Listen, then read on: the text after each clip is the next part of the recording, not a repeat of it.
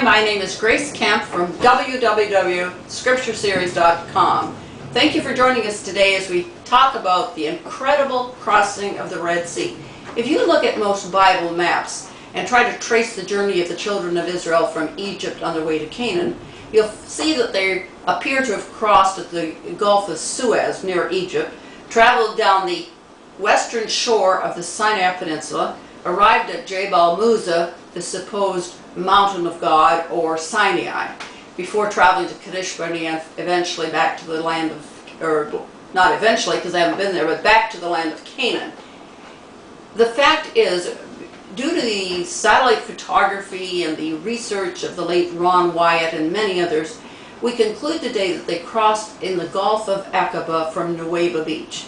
That Moses led the 2 million children of Israel out of Egypt April the 14th, 1446 BC, crossed out of Egypt that self-same day, it says, took stock when they got to a big military base called Tharu, likely, right near Succoth, and then he traveled 150 miles to Etham on the eastern side of the Sinai Peninsula. At that point, God instructed him to go south, surprisingly, because the land of Canaan was north. However, in obedience to God, Moses took the children of Israel south from Etham to Migdol. He gave them three landmarks: Migdol, Pi-hahiroth, and Baal-zephon. And we pretty much know where they are today. It appears that Migdol is a lookout tower at the entrance to the Wadi Watir. The Wadi Watir is an 18-mile gully. It's actually a dry riverbed, but in the rainy season there's deluges of water washing down these wadis and carrying sand. Hence was formed the enormous Nuweiba Beach on the Gulf of Aqaba. The wadi brought sand down for millennia, dumped a lot of the sand in the Gulf, forming an underwater path, and then formed this 3-mile by 3-mile beach visible from satellites. They traveled through the Wadi Watir, arriving at Nuweiba Beach, on which is the old Egyptian fortress called Pi-hahiroth, which means mouth of the gorges, well named. Across the Aqaba, where the underwater path emerges, is what appears to be an ancient shrine, idolatrous shrine to Baal-zephon, Baal, Lord of the North. So those are the mile markers, or the landmarks. When they arrived on Nuweiba Beach, the Egyptian army, whom Josephus said consisted of 251,000 soldiers.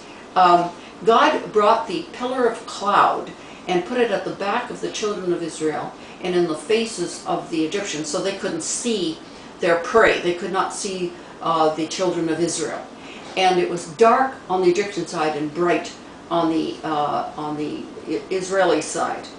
And during that night, God opened the sea and miraculously led the Jews through a path that we're going to talk about in our next segment, which is absolutely fascinating.